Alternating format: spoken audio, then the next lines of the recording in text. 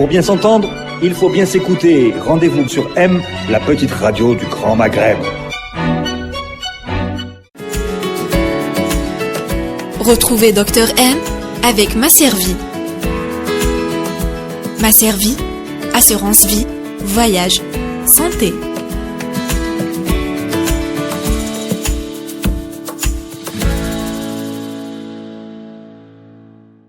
Bonjour à tous, ravi de vous retrouver pour un nouveau numéro de l'émission Dr M. Aujourd'hui, nous avons le plaisir d'accueillir Dr Laraba Abdelmajid, médecin, acupuncteur et naturopathe.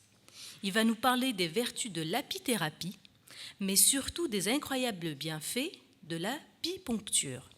Bonjour Monsieur Laraba. Bonjour. Merci d'avoir accepté notre invitation. Je vous en prie. Là, on voudrait savoir, on vient de découvrir par hasard sur les réseaux sociaux qu'il y avait en Algérie la possibilité de se soigner grâce aux abeilles. Est-ce que vous pouvez nous expliquer en quoi consiste l'apithérapie ? En fait, l'apithérapie, c'est une manière d'utiliser le venin d'abeille qui va nous permettre une action d'agir sur nos forces, de nous donner des forces vitales, de soulager nos maux et surtout de pouvoir guérir certaines maladies. En fait, l'apithérapie, c'est pratiquement la médecine des abeilles. C'est une médecine écologique, c'est une médecine verte. L'apithérapie, grâce aux abeilles, il n'y a absolument aucune pollution par rapport aux déchets médicamenteux, aux déchets pharmaceutiques qui polluent la terre. Et qui nous polluent nous-mêmes. Qui nous polluent nous-mêmes à partir, par exemple, des produits chimiques avec la dioxine qui nous pollue notre corps, c'est sûr. L'apithérapie n'est pas véritablement une médecine douce parce qu'il y a ce venin qui est là, qui, quelque part, au début, bouleverse notre physiologie, qui bouleverse nos émotions, c'est sûr, mais qui, à la longue, est très bénéfique. D'accord. Par rapport à...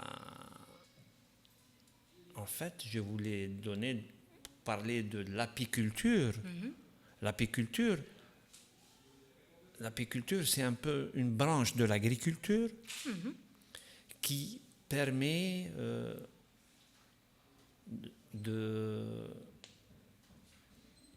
si vous voulez, de produire du miel et tous les produits de la ruche à partir des abeilles.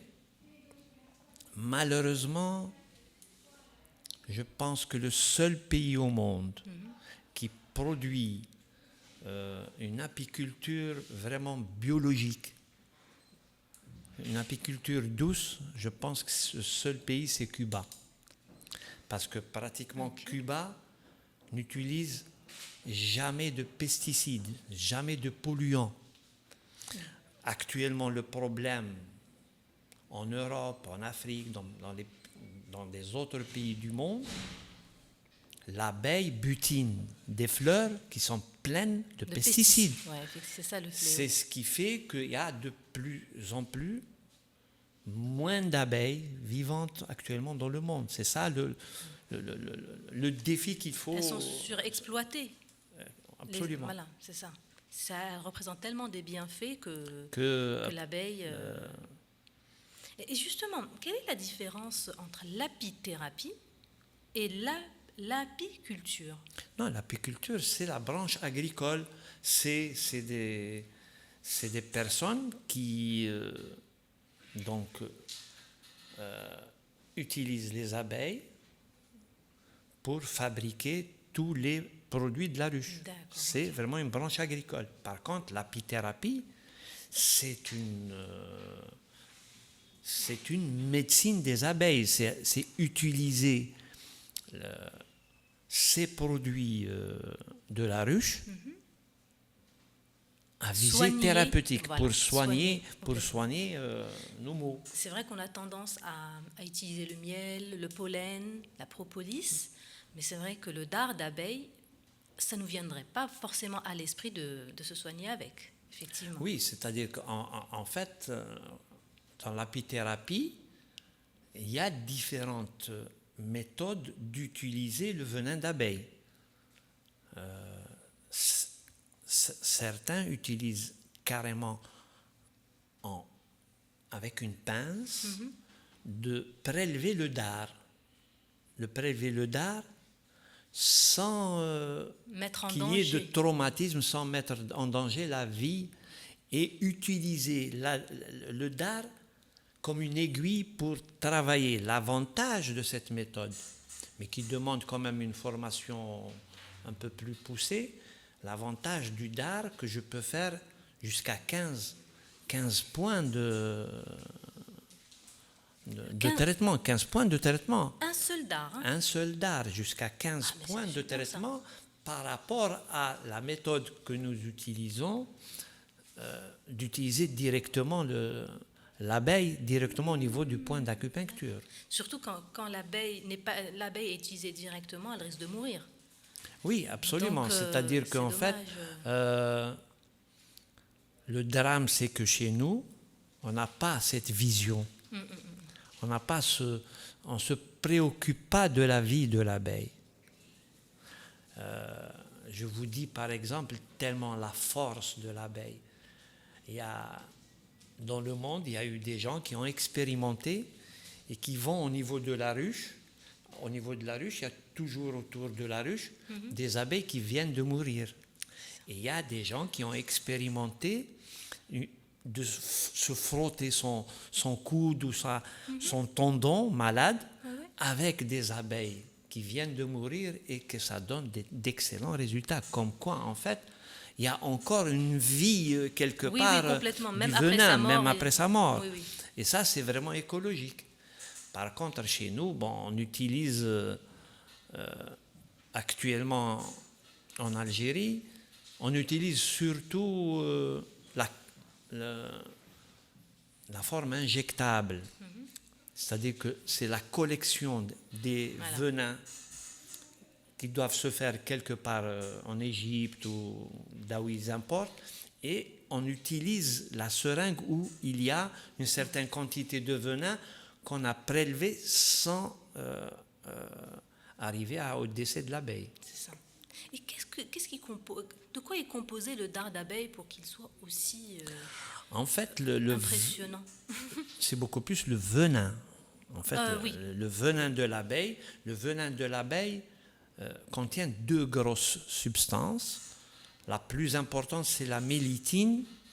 La mélitine qui est un très puissant anti-inflammatoire. Et l'aptamine qui est beaucoup plus un myorelaxant qui va faire détendre nos muscles. Évidemment, elle contient aussi quelques huiles essentielles, pas mal d'enzymes. C'est vraiment très riche comme... C'est impressionnant. C'est vraiment impressionnant de se dire qu'on peut... Tout est dans la nature. Absolument. Voilà, tout est absolument. dans la nature. Et comment vous avez eu justement cette idée de soigner avec le venin d'abeille? En fait, je suis acupuncteur depuis 9 ans. Et en fait, quand on est acupuncteur, on ne fréquente que des salons de médecine douce en France, ou des congrès de médecine naturelle, où effectivement, depuis 5 ou 6 ans que je fréquente plusieurs salons, que j'ai appris ma vraie médecine naturelle. Cette médecine naturelle où il n'y a pas cette pression de lobby de médicaments. Et c'est là où j'ai appris, par exemple, à travers différentes communications dans les salons de médecine douce, l'existence de différents traitements naturels, par exemple, de la sclérose en plaques. Et c'est ce qui m'a intéressé depuis quelques années, où j'ai commencé à essayer d'aider ces malades qui sont souvent handicapés par la maladie. J'ai essayé de les aider aussi bien au point de vue alimentaire, au point de vue acupunctural. Et l'idée me trottait dans la tête pour essayer d'aller vers l'abeille. Je n'ai pas pu trouver quelqu'un qui puisse me seconder pour ramener des abeilles. Il a fallu qu'il y a 1 an et demi que je reçoive une patiente qui avait une sclérose en plaques qu'elle avait depuis plus de 13 ans, qui était complètement handicapée, et dont le mari avait 2 ou 3 ruches, juste à visée familiale. C'est juste pour récolter du miel. Du miel et tous les produits de la ruche. Et là, je l'ai envoyé à la Chifa, au centre d'apiculture de la Chifa qui est énorme, pour qu'il apprenne à piquer. Et il est parti à la Chifa et il a appris à piquer grâce à une apicultrice, et qui lui a montré qu'il faut acheter une pince, qu'il faut acheter telle boîte de plastique pour prélever les abeilles. Et il est venu vers moi au cabinet et on a commencé, il a commencé à s'entraîner sur sa femme. Moi, j'essayais de le guider pour les points d'acupuncture. Et c'est comme ça que petit à petit, on est passé à 2, 3, 4 malades. Et en pratique, c'est difficile de faire ça dans un cabinet médical. Quand on a, par exemple, actuellement, je suis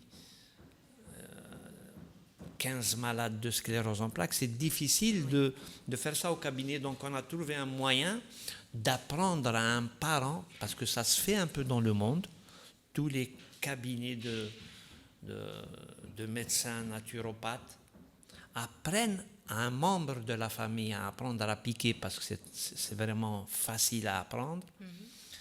Et il suffit de s'équiper d'une pince pour prélever l'abeille au niveau de la tête de l'abeille et de piquer avec la queue de l'abeille.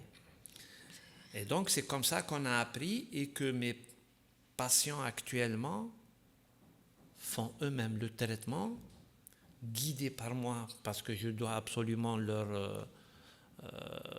former, leur positionner les points d'acupuncture régulièrement, leur donner des schémas et les contrôler, puisqu'ils viennent 1 fois par semaine chez moi pour faire de l'acupuncture.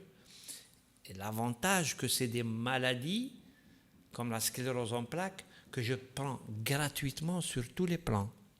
C'est-à-dire qu'on a toujours quelqu'un qui nous livre les abeilles, qui leur livre les abeilles gratuitement. Et moi, je leur fais 1 fois par semaine une séance d'acupuncture gratuite, et tous mes conseils, je suis à leur disposition n'importe quel moment. Et quand je vois les résultats déjà après 15 mois d'un protocole qui allie à la fois les abeilles, qui allie à la fois l'acupuncture et surtout des huiles végétales qu'on ramène de France, qui nous permettent de réparer la muqueuse intestinale, la barrière hémato-encéphalique, et surtout augmenter l'immunité en plus des abeilles. Et c'est à partir de là que maintenant, mes patients de sclérose en plaques, je les vois 1 fois par semaine pour l'acupuncture, et je contrôle à distance le traitement par les abeilles. L'évolution. J'ai une malade actuellement qui arrive à faire 140 piqûres d'abeilles par semaine. Parce qu'en fait, la sclérose en plaques est tellement une maladie handicapante qu'il faut par rapport à d'autres maladies qu'on peut traiter par les abeilles, elles demandent du venin qui soit très puissant. Parce que proportionnellement à la maladie. Proportionnellement à la maladie. Par exemple, j'ai pu expérimenter de traiter des patients qui avaient par exemple une tendinite, qui suffisait de quelques points, quelques piqûres de venin pour, en 2-3 séances, régler leurs problèmes de santé. Est-ce que c'est définitif? Oui, absolument. Quand c'est un problème de tendinopathie, quand c'est un... En fait, tout est en relation avec l'immunité de la personne. Parce que tout ça, c'est l'immunité, c'est notre immunité qui est très basse. Vous prenez les gens, tout le monde est en hypovitaminose D, et la vitamine D est capitale pour l'immunité. Oui. L'alimentation est importante, il faut une alimentation saine et équilibrée, c'est sûr. Pourtant, la vitamine D, elle vient du soleil, c'est ça? Elle est synthétisée. En fait, la vitamine D est synthétisée à partir des UVB de l'été. Pratiquement, on peut élargir chez nous en Algérie à 5 mois pratiquement d'UVB qui sont assez puissants pour nous permettre de synthétiser notre vitamine D. Mais en fait, le dérèglement de cette production de vitamine D est beaucoup en rapport avec notre alimentation, avec cette malbouffe. Autant les pays du monde nous envient ce qu'on appelle le régime méditerranéen, qu'est-ce qui reste chez nous de régime méditerranéen? C'est vrai, effectivement. C'est beaucoup plus nos vieux, nos ancêtres qui pratiquaient ce régime alimentaire. Qu'est-ce qui reste avec toute cette malbouffe?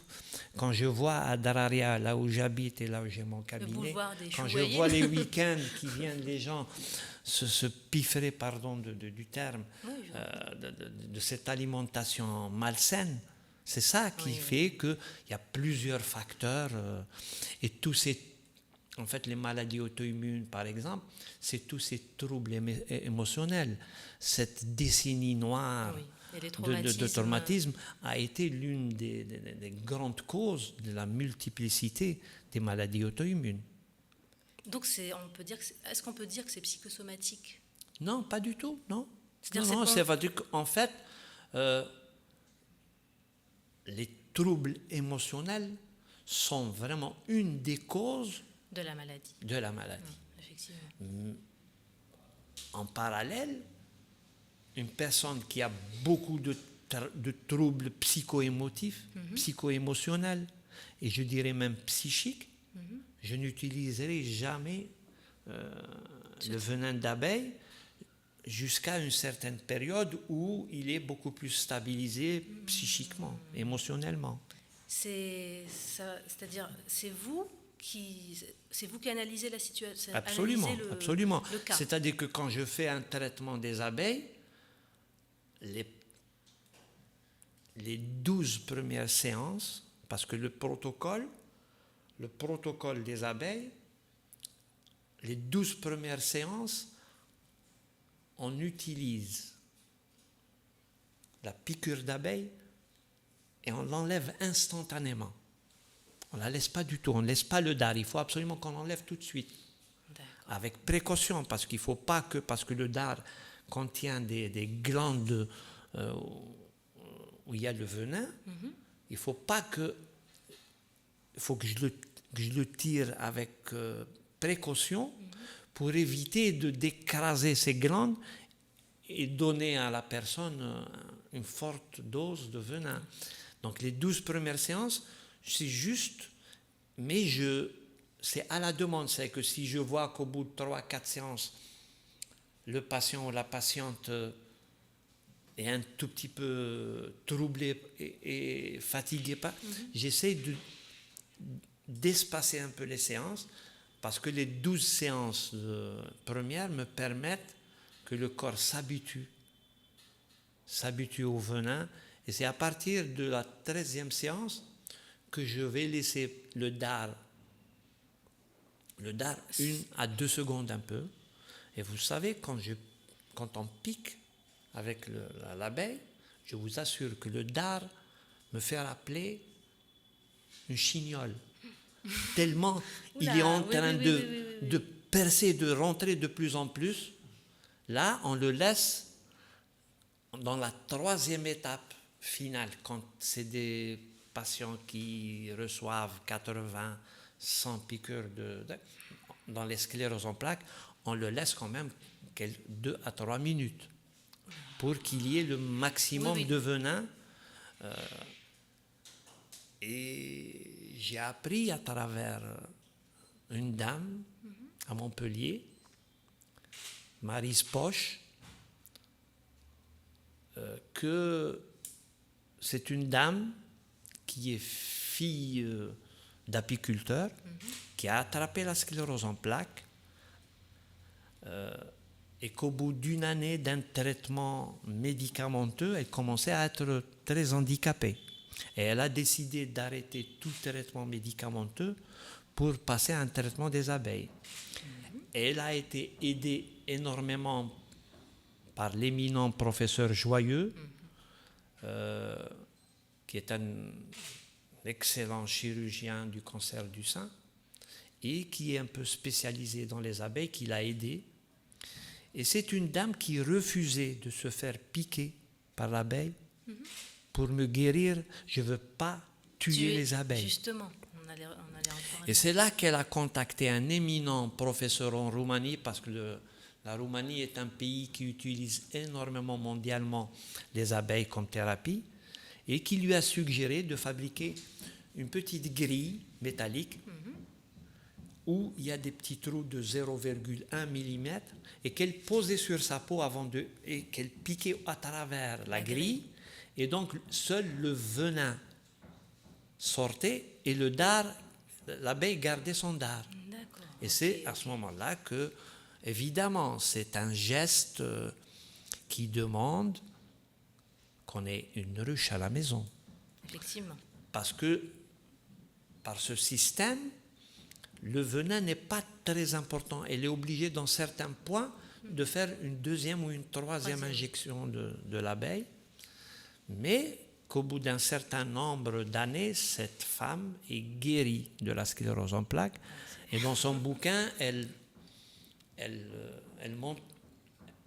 a mis les résultats au point de vue IRM, où il y a eu une régénération de la myéline. Mais moi, c'est vrai que c'est ce que j'entends. Bon, c'est très nouveau, hein. On n'en entend pas très souvent en Algérie.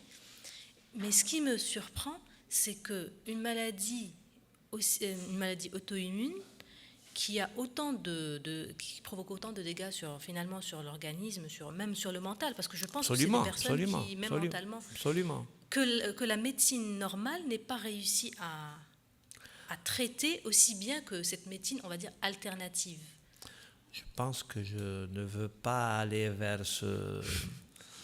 Mais c'est pas grave, allons-y un petit peu.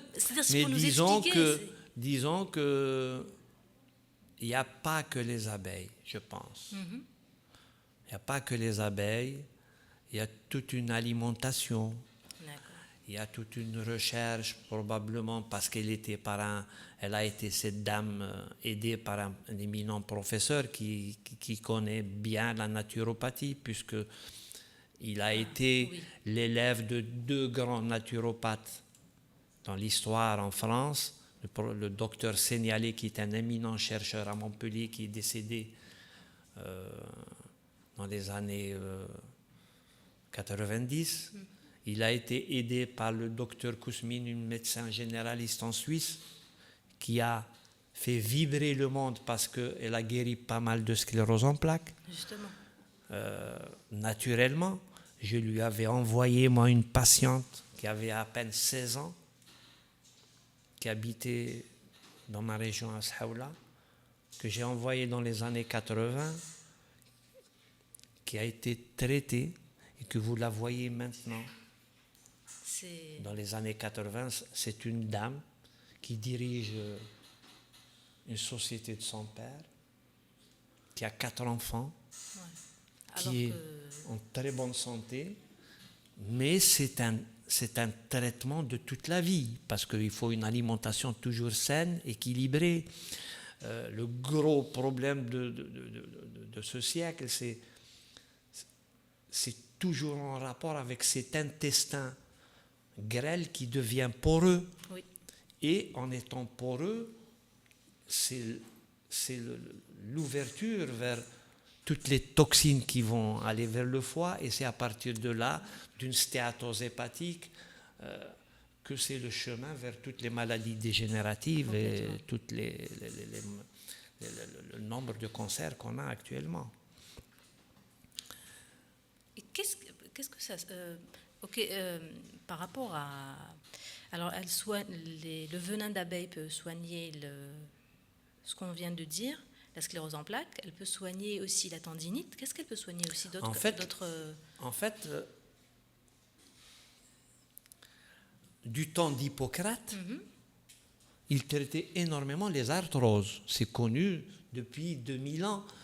Les gens utilisaient le venin pour des arthroses parce que ça donnait très bien. On peut utiliser ça pour tous les rhumatismes. Je peux utiliser ça pour des polyarthrites, pour toutes les tendinopathies. Je peux utiliser ça pour une simple migraine. Ah, ok. Je peux utiliser les abeilles pour une crise de goutte. Ok. Je peux utiliser les abeilles pour un eczéma, pour un psoriasis.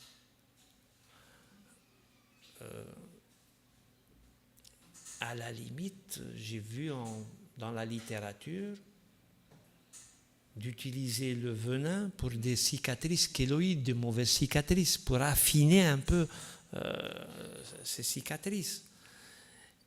Et c'est sûr que utiliser ça pour des fibromyalgies, la maladie de Lyme qui est un peu cette maladie qui est en train de frapper le monde européen, au Canada, à cause d'une tique. Et de plus en plus, il y a des gens qui partent vers la cosmétologie. Justement. La cosmétologie, par le traitement des rides, parce que grâce à la mélitine, toujours cette puissance anti-inflammatoire, qui aide à travers l'excitation des surrénales de fabriquer du cortisol, et à partir de là,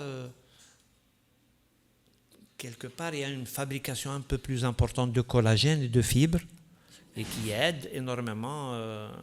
D'ailleurs, les stars américaines, c'est un Absolument. lifting tendance. Oui, en fait, il y a de plus en plus de stars américaines qui utilisent justement ce venin dans des buts cosmétiques. Esthétique, voilà, complètement. Esthétique. Et ce qui nous rassure, c'est qu'avant, l'abeille, elle était condamnée une fois qu'on lui enlevait son dard, était condamné. Mais maintenant, Mais maintenant, en fait, de plus en plus, on utilise une technologie qui puisse récolter énormément de venin sans toucher au dard. D'accord. Absolument. Très bien. Et les personnes, comme on est en plein octobre rose, justement, je voudrais savoir, est-ce que les personnes atteintes de cancer, ça soigne les personnes atteintes de cancer pour booster leur immunité? Absolument, ça sert toujours de booster leur immunité, de leur donner quand même un peu plus d'énergie, c'est sûr. D'autant plus que en matière de cancérologie, je reçois énormément de patients qui ont des cancers, qui sont en train de faire de la chimiothérapie, et je les prends en charge gratuitement pour leur faire de l'acupuncture, qui est reconnue par l'OMS, l'Organisation mondiale de la santé, pour aider la veille de la chimio et le lendemain de la chimio, pour qu'il n'y ait pas d'effet indésirable. Parce qu'en fait, souvent, la chimiothérapie est tellement agressive que c'est beaucoup plus des gens qui sont de plus en plus fatigués, qui manquent énormément de globules blancs, de globules rouges. Et ça, l'acupuncture aide énormément. Mes patients qui viennent chez moi passe toute la chimiothérapie en très bon état. Et en plus, en période de radiothérapie, j'ai en plus une petite arme pour éviter les brûlures secondaires à la radiothérapie, d'utiliser une huile essentielle qui est extraordinaire pour prévenir, avec toute une technique, pour prévenir justement ces brûlures dues à la radiothérapie. Et parallèlement, je peux leur conseiller, il y a maintenant des petits centres dans des cliniques où ils font de l'apithérapie à partir de venin récolté dans des seringues. Ah, directement, c'est prêt à l'emploi. Prêt à l'emploi. D'accord. Et par rapport, comme vous êtes aromathérapeute, c'est pour ça que vous pouvez utiliser les huiles essentielles. Les huiles essentielles, effectivement, sont magiques parce que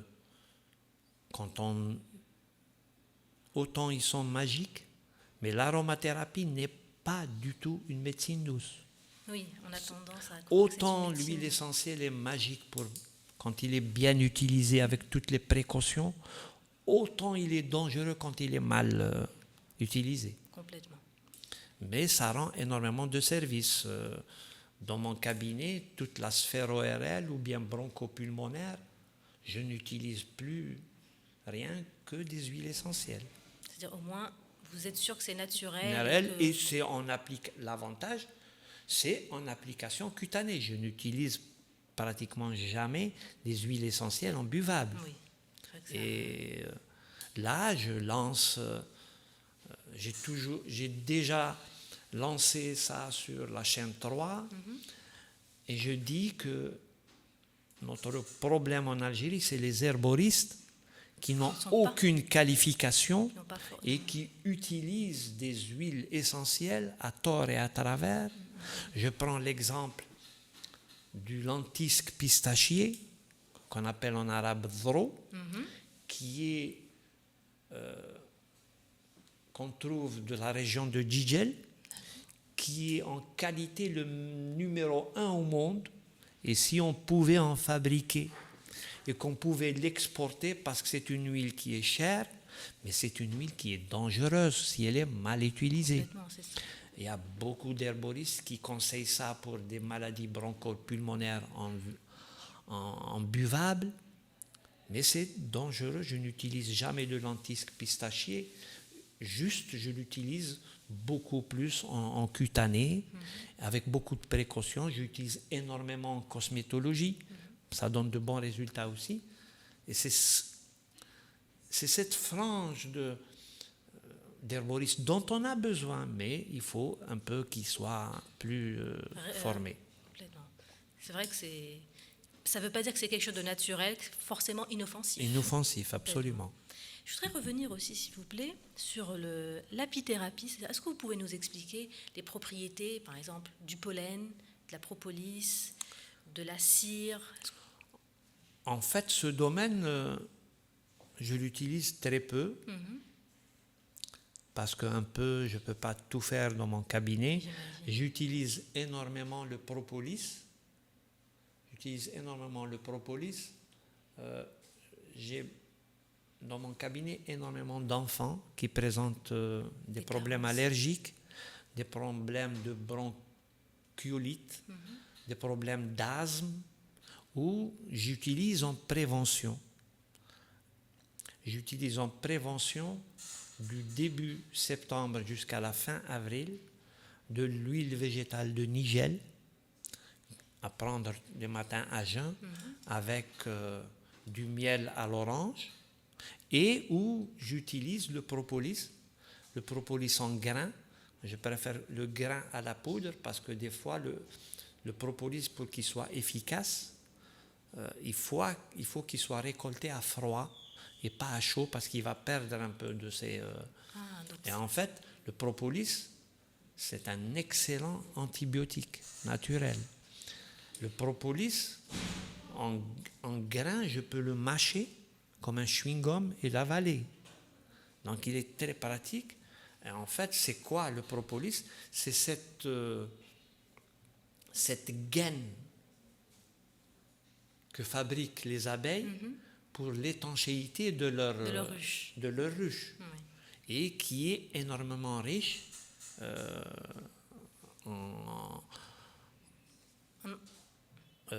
qui est beaucoup très riche si vous voulez, en acides aminés et en enzymes. Très bien. Justement, même au début, je croyais que c'était l'abeille royale. Non.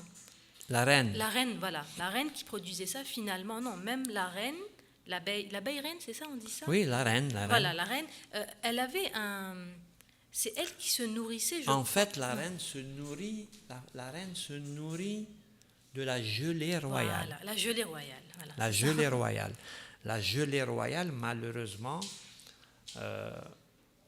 dans le commerce, on trouve beaucoup plus une gelée royale qui vient de Chine, qui n'a aucune... En fait, la gelée royale naturelle, on la retrouve beaucoup en France, où c'est des tout petits flacons qui coûtent assez cher. Et en fait, c'est ça parce qu'elle est très riche, parce qu'en fait, c'est l'alimentation de la reine. En fait, l'alimentation de la reine est très riche. Et en fait, moi, je trouve que la gelée royale est plus intéressante que le miel. Effectivement, c'est un concentré. Parce que, en fait, le seul miel en qui je crois, le miel, c'est le miel qu'on peut récolter dans les forêts. C'est un miel dont l'être humain ne peut pas récolter l'essaim. Oui, parce que, en fait, le drame que la plupart des apiculteurs utilisent en hiver du sucre pour alimenter l'abeille. Et c'est ça le problème. En fait, ce n'est jamais un miel pur à 100%. Pur, effectivement. Si un apiculteur qui a 60... Moi, j'ai une patiente dont le frère est apiculteur à Tipaza, qui a 60 ruches, et il me dit qu'il est impossible de ne pas mettre de sucre en hiver. Je lui ai dit, parce que il veut récolter. Il veut récolter le miel. Ça devient commercial. Commercial, c'est ça le danger de... On a l'impression de prendre un produit sain, de prendre du miel, par exemple, de bon matin. Absolument. Et là, on se retrouve avec plus de fructose, c'est ça? Plus de fructose que de miel. Que de miel, effectivement. Oui. Et d'ailleurs, une petite astuce, quand vous versez un peu de miel pur à 100%, l'égouttement ne se tarit pas. S'il s'arrête, c'est quelque part, ou bien quand je prends une serviette en papier où je mets une goutte de miel pur, elle ne traverse pas la serviette. Mais si elle traverse la serviette, c'est qu'il y a du sucre. Voilà, c'est une excellente astuce. C'est une excellente astuce parce que c'est vrai que c'est vraiment dommage. On a l'impression de vraiment prendre soin de notre santé et on se rend compte que voilà, on est en train de se détruire, mais de plus en plus d'abeilles qui meurent parce que c'est la pollution, c'est les pesticides, et pourtant sans abeilles, il n'y aura plus de vie. Justement, ça a toujours été prédit. C'est pour ça qu'on a un petit peu intérêt à prendre soin de ces abeilles. De nos amis les abeilles, oui. Complètement. Et je voudrais revenir, avant de clôturer l'émission, s'il vous plaît, est-ce que les séances l'apipuncture, est-ce qu'on peut les pratiquer en hiver ou en été? Il n'y a pas de contre-indication? Oui, aucun problème, que ce soit en hiver ou en été. Évidemment, il y a des périodes en été, dans mon cas de malade, les scléroses en plaques, je leur diminue un peu les doses de piqûres d'abeilles. Je diminue le nombre de piqûres d'abeilles en été. Parce qu'en fait, juste après le printemps, la période du printemps, la fin du printemps, à cause de la pollinisation, les abeilles sont très virulentes. Leur venin est très puissant. Et en fait, chez des patients qui ont un corps qui est déjà un tout petit peu encore affaibli, je diminue le nombre de piqûres d'abeilles. En fait, je mets beaucoup plus de paquets en automne, en hiver, et juste au début du printemps. Mais dès que commence la pollinisation, et ça, c'est beaucoup plus virulent et je diminue les séances. Et est-ce qu'il y a des personnes à qui c'est contre-indiqué, qui ont des maladies chroniques à qui c'est contre-indiqué? Oui, absolument. Une personne qui a insuffisance cardiaque, insuffisance respiratoire, qui présente des maladies assez graves du foie, une cirrhose importante du foie, des personnes qui prennent des bêta-bloquants, toutes les maladies psychiatriques ou même des troubles psycho-émotionnels importants, j'évite de faire donc voilà, l'apipuncture. Absolument. C'est un soin finalement. Mieux vaut. C'est pour ça que c'est plus intéressant d'aller vers un spécialiste, un médecin acupuncteur. C'est lui qui pourra faire un diagnostic et répondre aux besoins de chaque patient. Absolument. Merci beaucoup. Vraiment, merci beaucoup. Et puis, l'avantage, il n'y a pas que le venin. On a le propolis, on a le pollen, on a et de plus en plus en Europe, on vient à peine d'aller vers les produits qu'on peut fabriquer à partir du miel, qu'on peut aller vers beaucoup plus de moyens thérapeutiques. D'ailleurs, je vais vraiment retenir cette information. Je me doutais un petit peu par rapport au miel de forêt. C'est vrai que mieux vaut demander un miel qui n'a pas été atteint par les pesticides et par l'être humain, comme vous dites. Voilà, absolument. Et en forêt, je pense qu'on est tranquille, pour l'instant en tout cas. Voilà, absolument. Merci beaucoup pour toutes ces précisions, c'est très très enrichissant. Où est-ce qu'on peut vous trouver, Dr Laraba? Est-ce que vous avez un compte Facebook? On peut vous contacter pour prendre rendez-vous? Oui, j'ai un compte Facebook Dr Laraba Abdelmajid. D'accord. Et puis ceux qui veulent vous contacter, ils viennent, ils nous contactent et je fais des consultations tous les lundis matins. Très bien. Et le samedi, dimanche, mardi, mercredi, je fais beaucoup plus des séances d'acupuncture. Sauf pour les malades qui font de la chimiothérapie, je suis disponible tout le temps. Comme on dit, Bijazik, Inch'Allah. Voilà. Je vous remercie pour votre présence. Je remercie nos auditeurs de nous avoir suivis.